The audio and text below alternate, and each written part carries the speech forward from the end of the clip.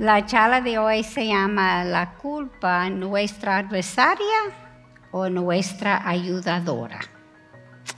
Vamos a comenzar que es 2 de Corintios 7:10. Porque la tristeza que es conforme a la voluntad de Dios produce un arrepentimiento que conduce a la salvación sin dejar pesar. Pero la tristeza del mundo produce muerte. Antes de seguir, yo quiero que ustedes nos anoten que este versículo enseña hay 2 diferentes tipos de culpa o tristeza, dependiendo cuál traducción está usando. Una conforme a la voluntad de Dios y la otra es conforme al mundo. Voy a comenzar con una historia que yo formulé para demostrar cómo nuestra mente es entenebrecida y el corazón es engañoso.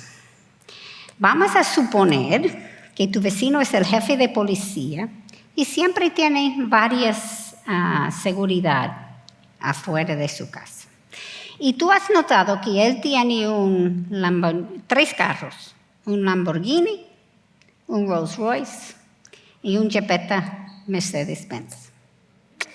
En su casa, él tiene un televisor en cada habitación, incluyendo el baño, y uno en la sala, que es de todo poder. Nunca he visto una televisión que hace lo que ese aparato hace. Y un día tú decides que vas a robar esa televisión en la sala. Tú sabes que el sueldo que él recibe no es suficiente para comprar todo lo que él tiene en su casa. Pues tú presumes que lo ha conseguido por corrupción y que lo ha conseguido probablemente usando los impuestos tuyos que tú estás pagando. Y también tú sabes que no importa tan duro que tú trabajas, nunca vas a ganar suficiente para comprar este aparato. Aún más, tú piensas probablemente él no se dará cuenta porque él tiene tantas. Y piensa que, como yo dije, son tus impuestos que está pagando eso probablemente. Sencillamente tú crees que tú lo mereces. Como los guardianes siempre están frente de la casa, tú decides entrar por la puerta atrás silenciosamente. Desenchufes el aparato y te estás dirigiendo hacia la puerta atrás cuando uno de los guardianes entra en la sala y te ve saliendo por la puerta con el aparato en tu mano. Y tú comienzas a correr hacia la seguridad de tu casa. ¿Qué tú piensas que tú sentirías en ese momento? ¿Culpa? ¿Miedo? ¿Vergüenza? ¿Y por qué? Porque eres culpable. Estás robando ese aparato que no te pertenece. Y en los próximos días, ¿cómo tú crees que sentirías a salir de tu casa? Miedo, ¿verdad? Él siempre tiene esos guardianes afuera. Y es porque tú sabes que ese jefe de policía puede y debe imponer consecuencias. Y quiero que nosotros vemos 3 cosas en esa historia que yo inventé. Primero, las especulaciones. No sabemos si el jefe robó dinero para comprar esas cosas. Y aun si tuviera 99.9% probabilidad que eso es lo que realmente pasó, todavía es especulación. Y yo necesito registrarlo en mi mente como especulación, no como hecho. Segundo, miraste las justificaciones que hice en esta historia. Y tercero, yo creo que se nota la esclavitud que viene del pecado y de la culpa. Hay tanta confusión sobre la culpabilidad que creo que es importante definirla antes de seguir. Según el diccionario de Merriam-Webster, es el hecho de haber cometido una infracción de conducta especialmente contrario a la ley y que implica sanción. Según esta definición, en referencia a la ley de Dios, ¿cuántas somos culpables? Todas, ¿verdad? Y lo que yo voy a hacer en cada principio que doy, lo voy a dar el versículo que justifique lo que estoy diciendo, porque esas no son mis ideas, eso es la Biblia que está hablando. Romanos 3:1 dice que no hay justo ni aún uno. Pues para entender mejor la profundidad de nuestra culpabilidad, regresamos a Génesis 1, versículo 27, que dice, creo pues Dios al hombre, imagen suya, a imagen de Dios lo creó, varón y hembra los creó. La palabra utilizada para esa palabra ya, imagen en hebrea, es tselem, y significa no solamente representar, sino reflejar su carácter. Por ejemplo, otro versículo donde esa misma palabra está utilizada está en Salmo 39:6 por la palabra sombra. Dice, como una sombra anda el hombre. Esa sombra hará solamente lo que el hombre hace, ¿verdad? Entonces, nuestro rol en la creación es representar a Cristo en todo. Y cualquier cosa que no lo representa es pecado. Y esto no es solamente en nuestras acciones, también es en nuestros pensamientos y en nuestras emociones también. Mirando el pecado así, somos mucho más culpables de lo que imaginamos. Y entonces, como cristianos, ¿por qué no vivimos tristes bajo esta sentencia pesada continuamente? Romanos 3, 21-24 nos dice, la justicia de Dios ha sido manifestada, por cuanto todos pecaron y no alcanzaron la gloria de Dios, siendo justificado gratuitamente por su gracia, por medio de la redención que está en Cristo Jesús. Ahora, yo no mencioné esa profundidad de vuestro pecado porque yo creo que sentimos mal, sino para que entendamos la profundidad del amor y el perdón que hemos recibido a través de Cristo. Y Él dicho, si el Hijo os hace libres, seréis realmente libres. Juan 8:36.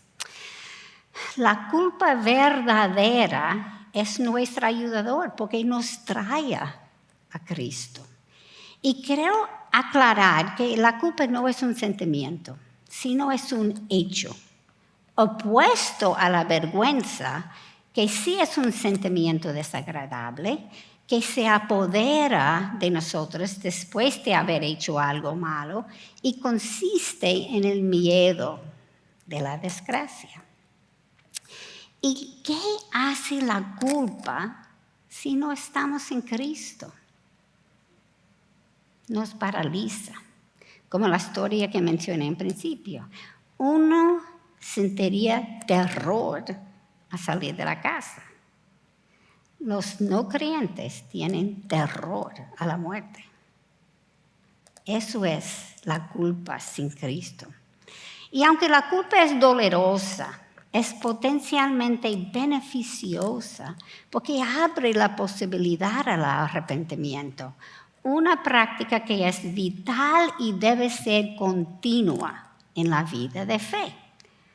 Por el contrario, la vergüenza es una emoción destructiva, porque puede hasta obstaculizar la posibilidad de arrepentimiento, evitándonos de tener una relación con Dios. Ahora, ambos, la culpa y la vergüenza, comenzaron en Génesis, cuando Adán y Eva comieron de la fruta prohibida y sus ojos fueron abiertos.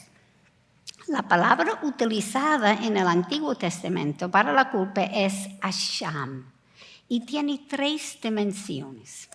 La primera significa que hemos fallado y representa la condición, no el sentimiento, la condición en que estamos cuando pecamos.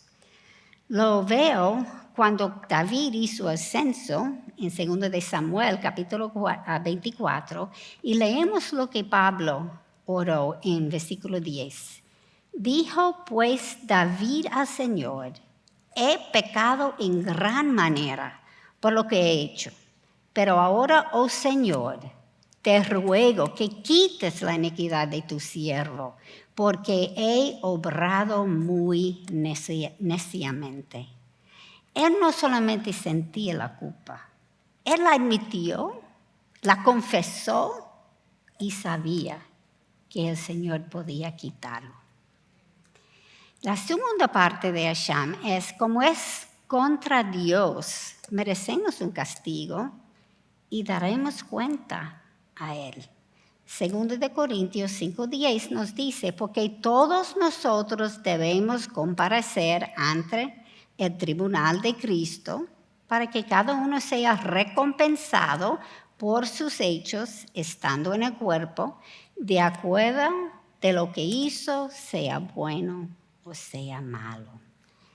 Y la tercera es, demanda un sacrificio para pagar la penalidad por nuestra falta y para restaurar nuestro compañerismo con Dios. Todos los sacrificios en el Antiguo Testamento, se lee en Levítico tantas veces, son apuntando hacia el sacrificio de Cristo. Y lo voy a leer Levítico 6:7 para que se vea. Y el sacerdote hará expiación por él delante del Señor y le será perdonada cualquier cosa que haya hecho por la cual sea culpable. El ritual cubrió el pecado, pero como veremos más adelante, no los quitó. Dios proveyó la respuesta por nuestra culpa. Entonces no hay razón para paralizarse por la culpa si nos arrepentimos. Y en gratitud deberemos seguir adelante a toda velocidad, trabajando para el Señor por lo que Él hizo para nosotros. Y como Pablo siempre comienza con la teología, eso es lo que estoy haciendo, y después entra en la práctica, vamos a seguir así. Cuando Adán y Eva pecaron, ¿recuerdan lo que Dios hizo? Inmediatamente sacrificó un animal para cubrirlos y les dio a conocer su plan de redención. Ellos no tenían que vivir con la culpa, porque Dios proveyó la solución. Y la culpa, como fue provocada por nuestro pecado, era nuestra adversaria. Pero Jesús convirtió esta adversaria en una amiga, utilizándolo ahora para nuestra santificación. Todos tenemos pecados ocultos. Ni reconocemos cuáles son y por ende no producen vergüenza. Pero sí somos culpables. Se nota la diferencia entre la culpa y la vergüenza. En el Nuevo Testamento el sentido que se da a la culpa verdadera es judicial y es por responsabilidad personal. Romanos 14:12 nos dice, de modo que cada uno de nosotros dará a Dios cuenta de sí mismo. Entonces la verdadera culpa es el resultado del pecado. 1 de Corintios 11, 27. De manera que el que come el pan o bebe la copa del Señor indignamente será culpable del cuerpo y de la sangre del Señor. Y la tercera es la condición en que estamos cuando pecamos. Como yo dije, no es un sentimiento, es como somos. Santiago 2:10 dice, porque cualquiera que guarda toda la ley, pero tropieza en un punto, se ha hecho culpables de todos. Repito, no es un sentimiento, es la condición en que estamos. Y la tercera es, exige un pago sacrificial por violar la voluntad revelada de Dios. Hebreos 10:10 nos dice, por esta voluntad hemos sido santificados mediante la ofrenda del cuerpo de Jesucristo una vez para siempre. Y no quiero que pasemos por alto esa una vez para siempre. Esos son los pecados pasados, presentes y futuros, porque Dios no es limitado por el tiempo como nosotros somos. El cordero inmolado de Dios es el único pago aceptable por nuestras culpas. Como Isaías nos escribió en capítulo 53, versículos 6 a 10, que fue escrito 700 años antes de la llegada de Cristo. Dice, todos nosotros nos descarriamos como ovejas, nos apartamos cada cual por su camino. Pero el Señor hizo que cayera sobre él la iniquidad de todos nosotros, como cordero que es llevado al matadero. Con todo eso, quiso el Señor quebrantarle, sometiéndole a padecimiento. Esta es la razón que no vivimos bajo esta sentencia pesada de la culpa continuamente. Jesús sufrió, y eso es una cita que encontré muy interesante por un profesor en el seminario en Westminster. Él dijo, Jesús sufrió como Dios, porque solo Dios tenía el poder de salvar. Y sufrió como el hombre, porque solo el hombre tenía la deuda. Ahora hay dos preguntas que yo quiero hacerles. Primero, ¿quién pagó el precio para aquellos en el Antiguo Testamento? ¿Y cuál es la diferencia entre la culpa en el Antiguo y el Nuevo Testamento? Jesucristo es el único que pudiera pagar nuestros pecados. No importa si fue en el Antiguo o en el Nuevo Testamento. El Antiguo apuntando hacia Jesucristo con sus rituales y el Nuevo lo reveló. Pero fue Jesucristo que perdonó sus pecados también. Pero el precio fue pagado por Él y solamente por Él. No hay otra cosa que puede quitar nuestra culpa. Hebreos 10:4 dice, porque es imposible que la sangre de toros y de machos cabrios quita los pecados. La verdadera culpa se experimenta cuando reconocemos que hemos pecado.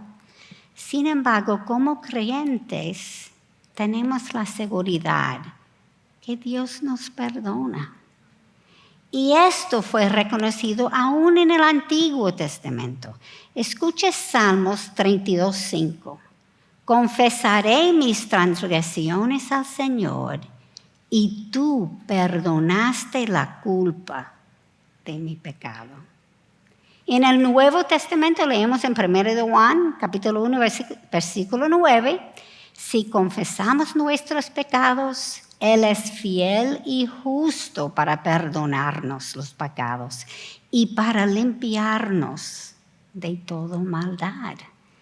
Pero es aún mejor. Se lee en Salmos, capítulo 103, versículo 12, como está de lejos de oriente del occidente, así alejó de nosotros nuestras transgresiones.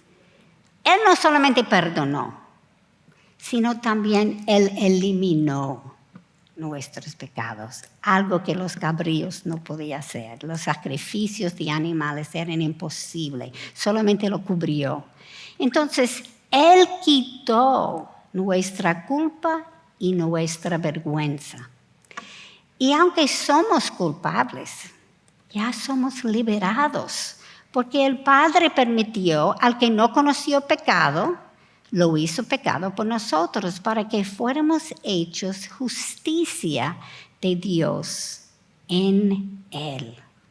Y como Romanos 7, versículo 25 hasta 8:1 nos recuerda, gracias a Dios por Jesucristo, Señor nuestro. Por consiguiente, no hay ahora condenación para los que están en Cristo Jesús.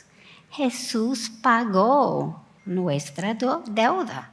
Y en la cruz, Cristo dijo, consumado es, tetelestai. No voy a entrar en eso porque Miguel hizo eso domingo.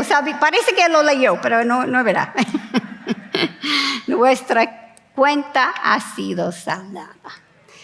Los cristianos, entonces, no deberemos sentir culpa. Recuerden que hay dos culpas. En ese versículo leí en principio. La verdadera que sentimos, a pesar de ser libres de condenación, es cuando nuestra conciencia nos acusa del mal que estamos haciendo. Si estamos haciendo mal, deberemos sentir culpa. Y entonces respondemos correctamente con el versículo como yo leí en principio. ¿Por qué entonces hay tantas personas en la iglesia viviendo con el peso de la culpa? Porque hay una culpa falsa también.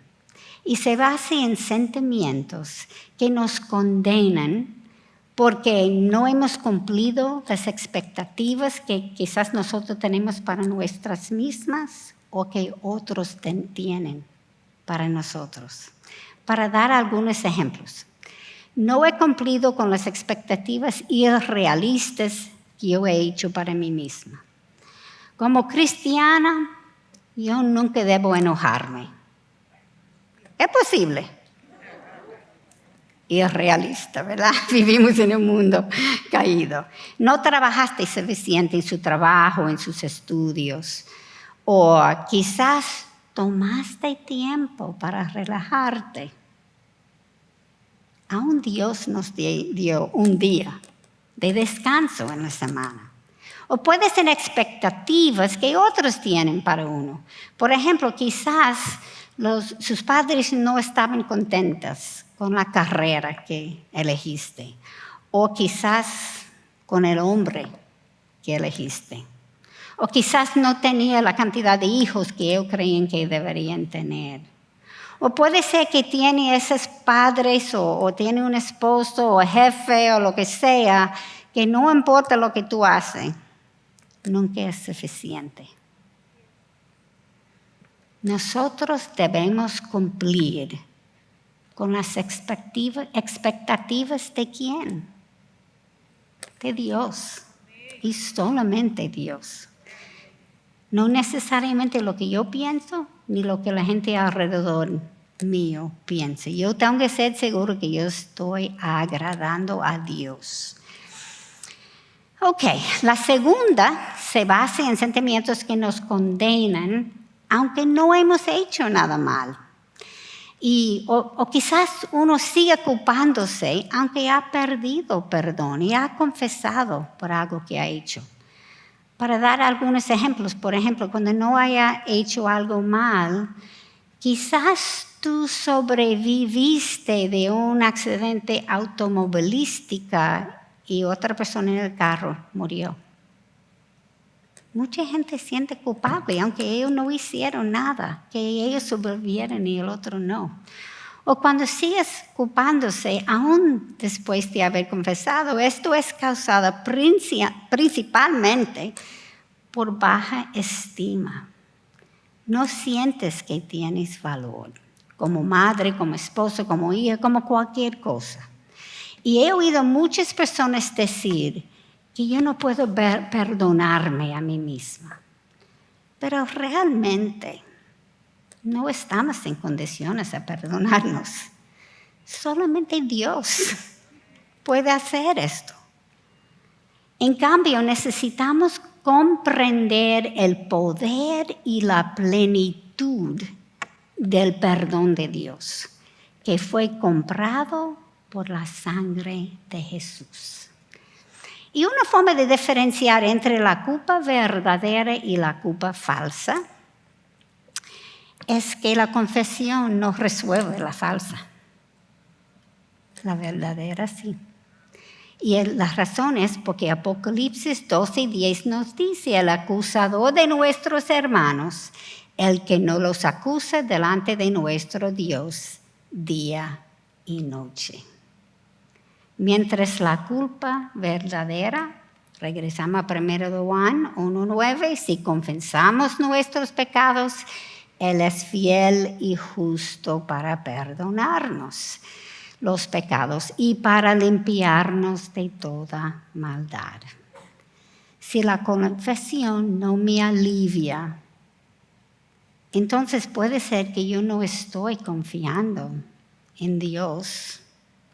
O yo no creo que su palabra es inerrante, porque la palabra nos asegura que somos perdonadas. ¿Y cuáles son las 3 armas poderosas que Satanás usa para mantenernos en esclavitud?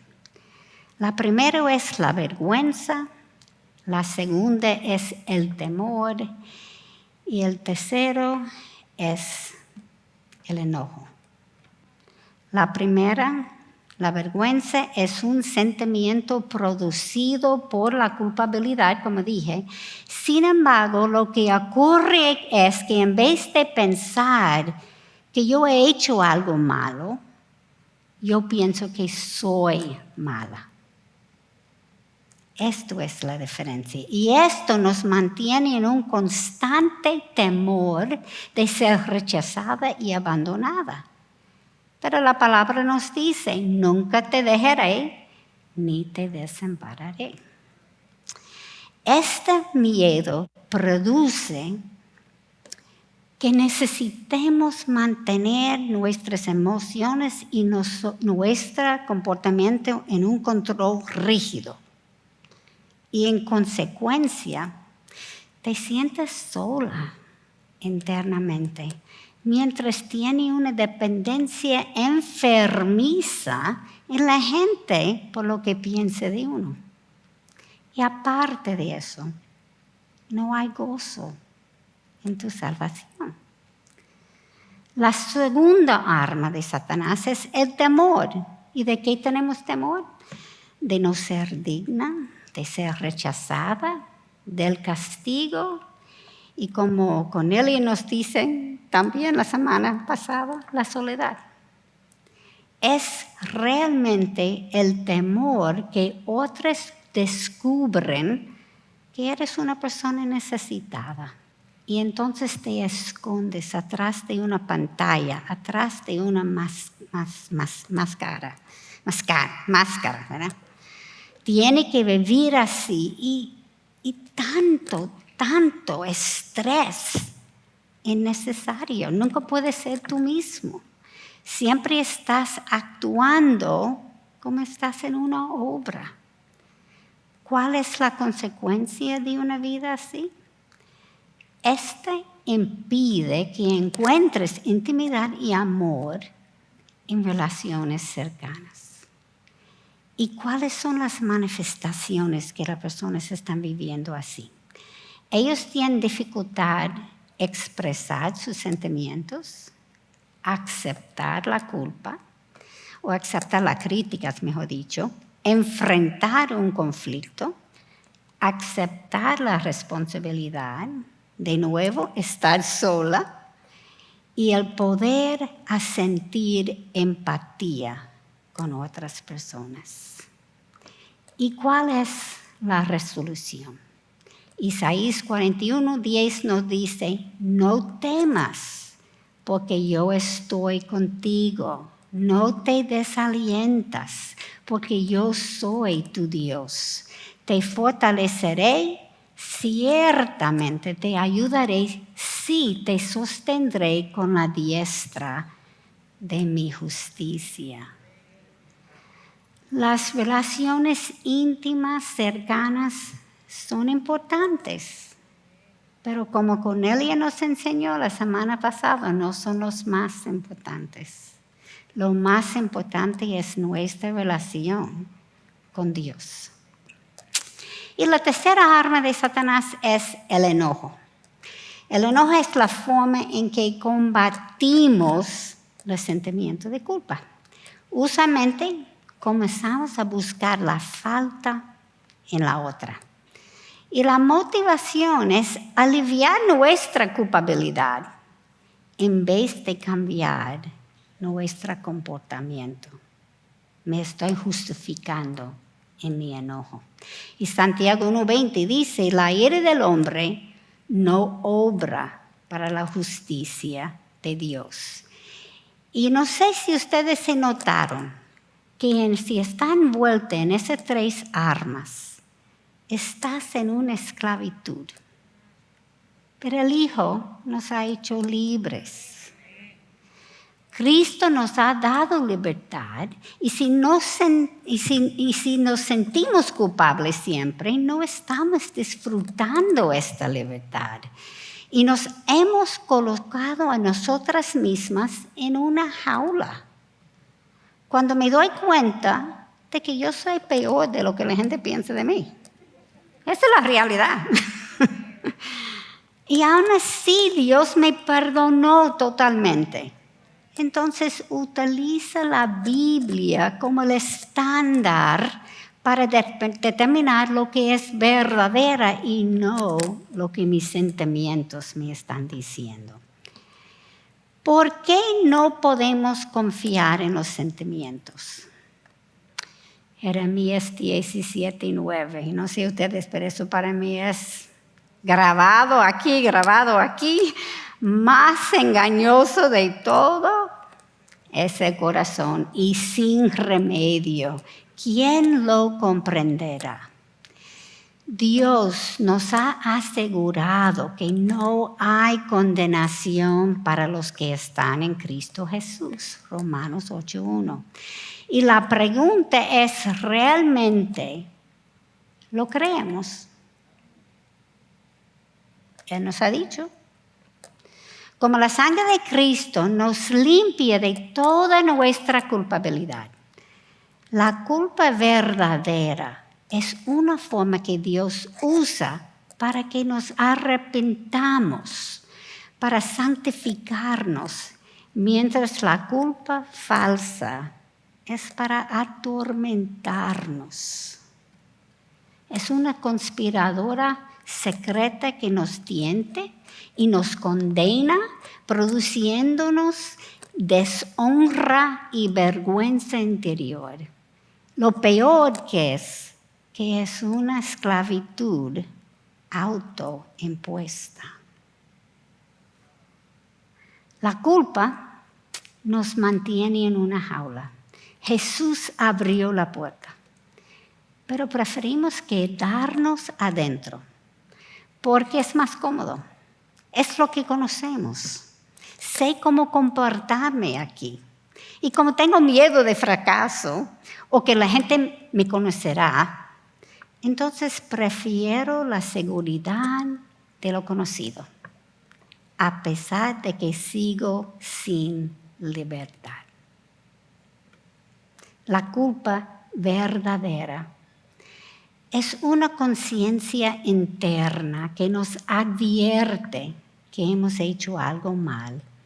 Y me pregunto, ¿de dónde viene esta advertencia?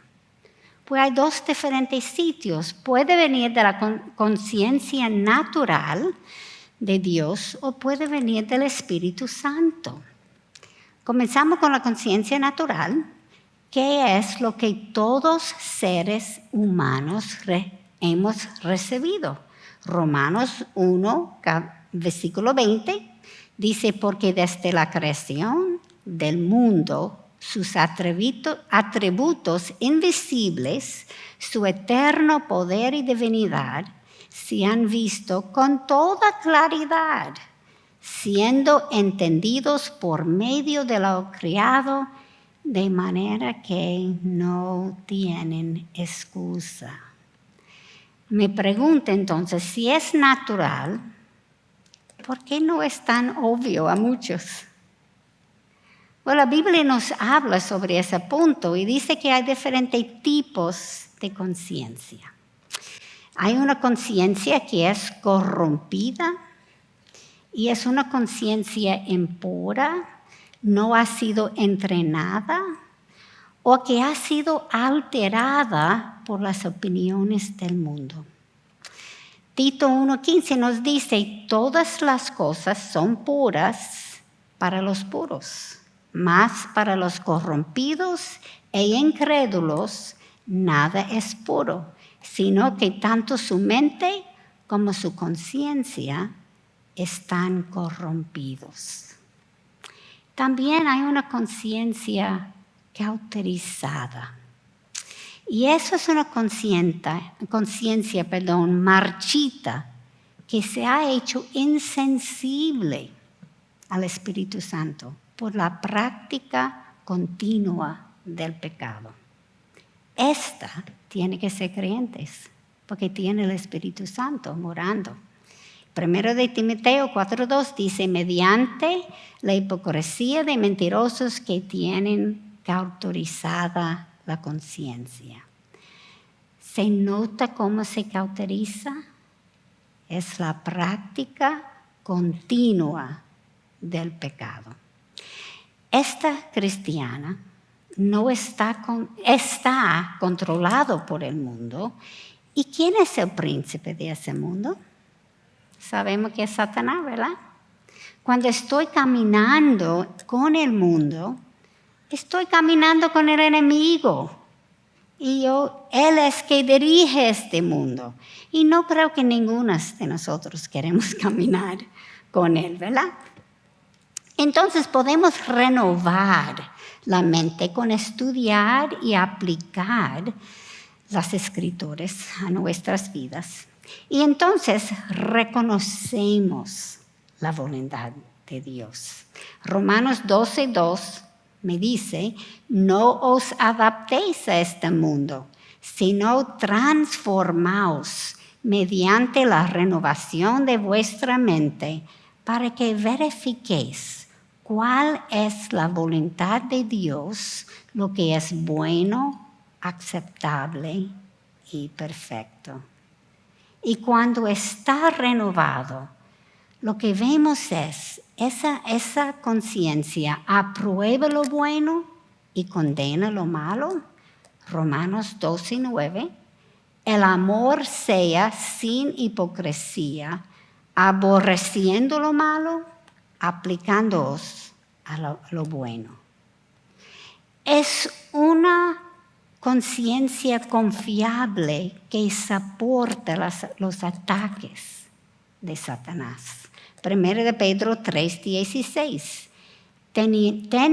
Teniendo buena conciencia, para que en aquellos en que sois calumniados, sean avergonzados los que difamen vuestra buena conducta en Cristo.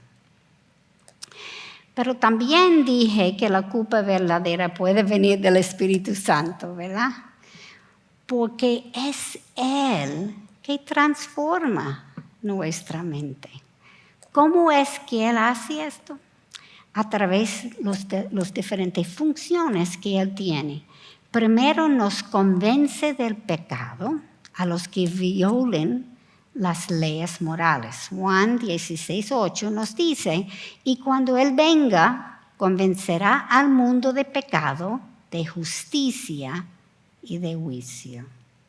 Pero también nos trae convicción a nuestro corazón.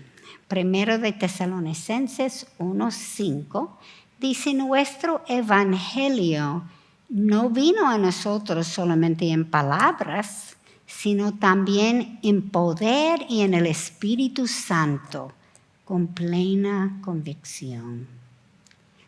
Él escribió la ley de Dios en nuestros corazones.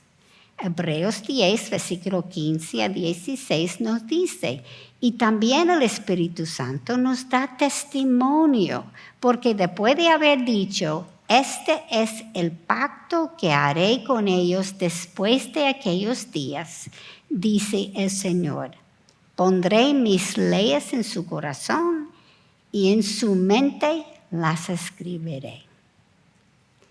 Nos ayuda a tener la mente, entender, mejor dicho, la mente de Dios. 1 Corintios 2:11 dice, nadie conoce los pensamientos de Dios, sino el Espíritu de Dios. Entonces, esto es, Él transforma nuestra mente para que tendremos la mente de Cristo. Y nos da el poder para obedecer a Dios. Hechos 1:8.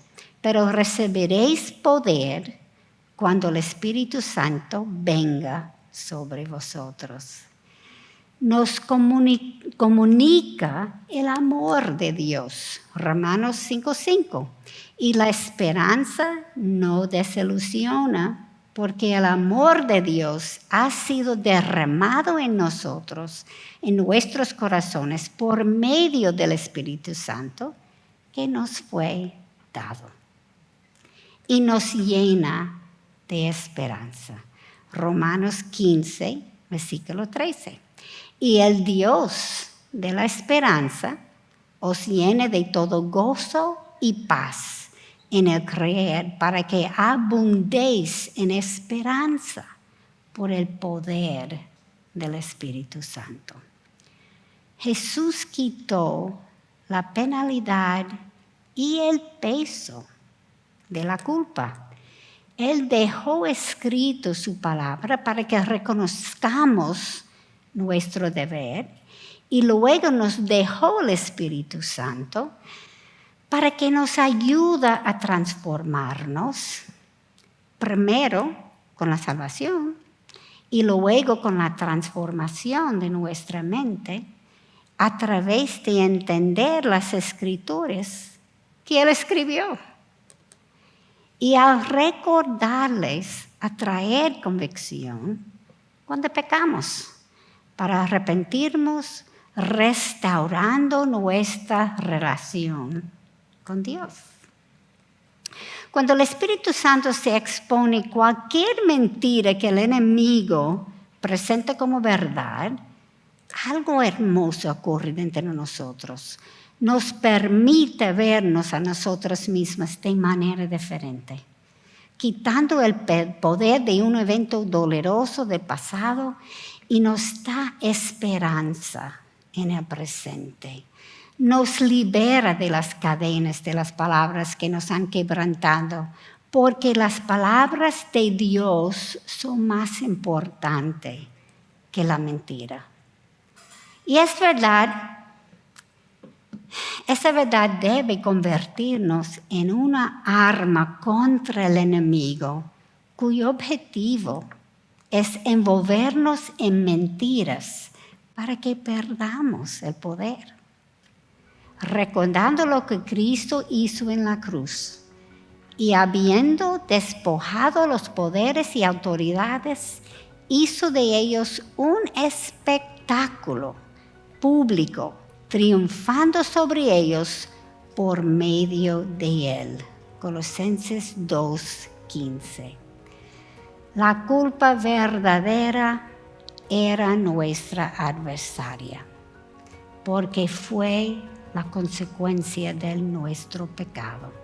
Pero Jesús convirtió a esta adversaria en una amiga, utilizándola para nuestra santificación, para que parezcamos más a nuestro Señor Jesucristo. Bendiciones.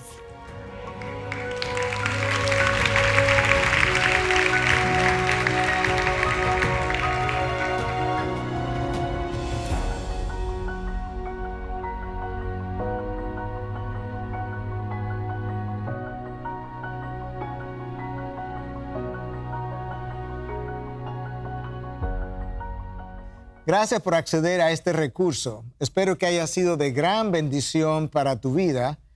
Te sugiero que te suscribas a este canal de forma que tú puedas recibir notificación la próxima vez que hayamos subido un nuevo recurso que pueda servirte de instrucción y bendición.